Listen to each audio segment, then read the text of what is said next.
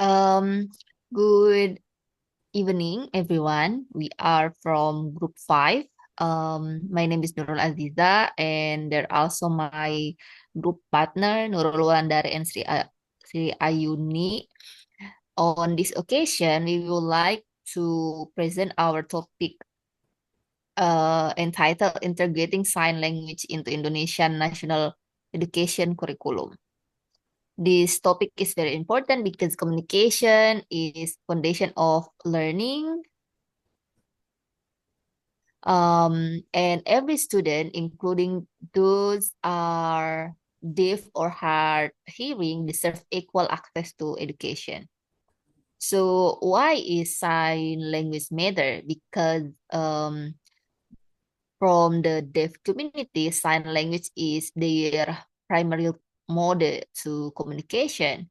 So by integrating the sign language into school, we give deaf students equal opportunity to learn, to express themselves, and participate socially. Moreover, it is also promote empathy, awareness, and respect among all students. Um, in global issue, this issue supporting SDG 4 to quality education for all. Um, This the data talk about how inclusive school for the student in Indonesia.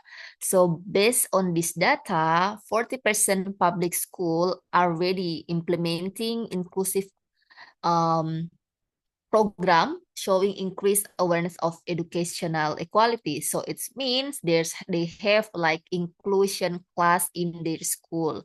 So they accept student with deaf or like hard hearing.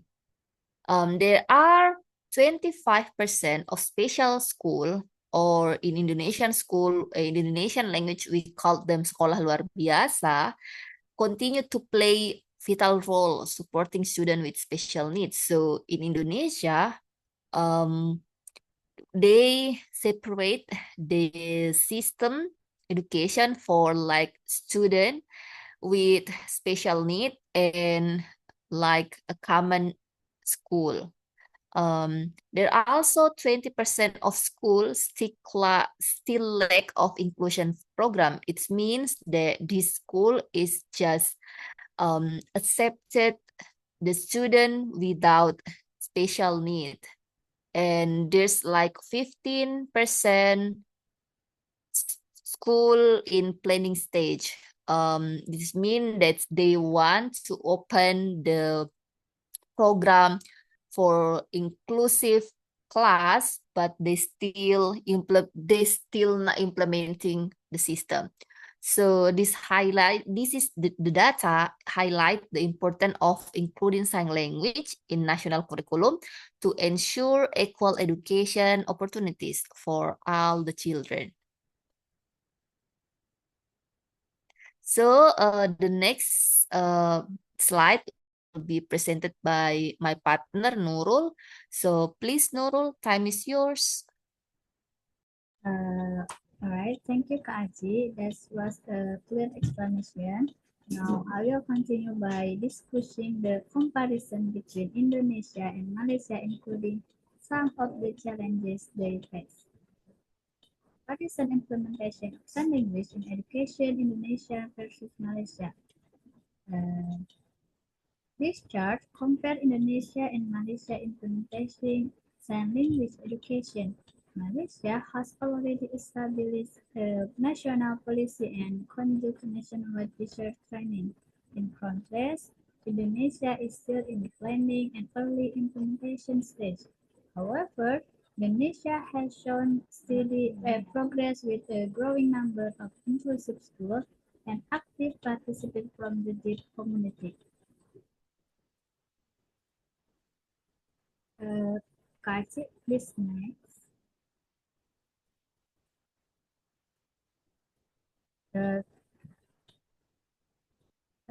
now let's move to one of the biggest challenges in implementation sign language education is teacher readiness.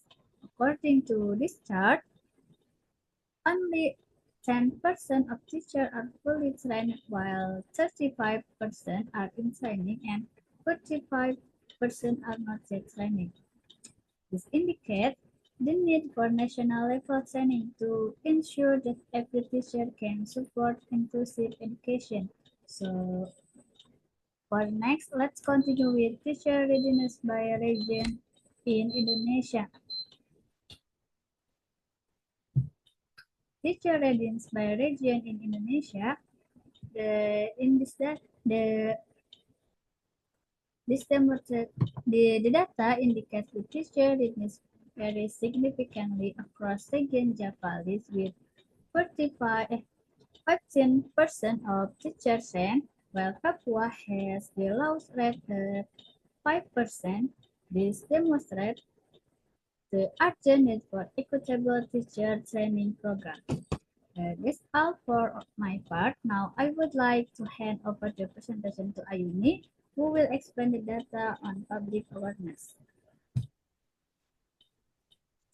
So let's move to public awareness. Public awareness also play a key role.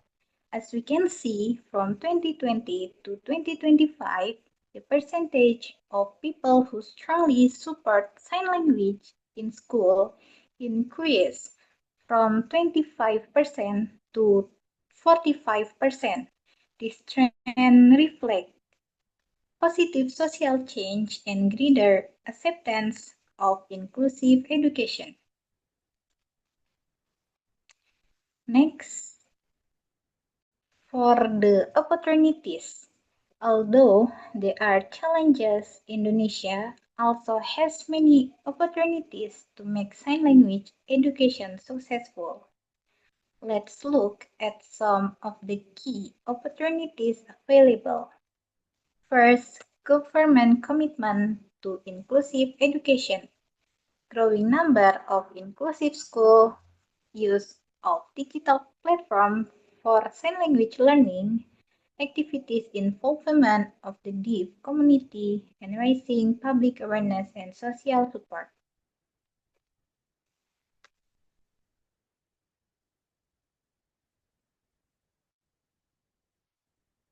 And then for the conclusion,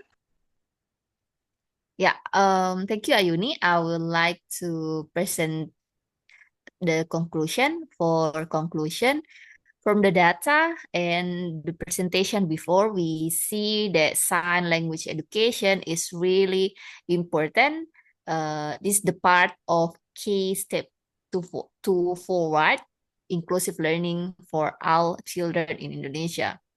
Integrating sign language into the national curriculum is not just for the policy, but it's a step towards equality and equity. With proper implementation, tutor training, and raising the public awareness, Indonesia can build a truly inclusive education system for all. That's all from our group. Thank you very much for your attention and good evening.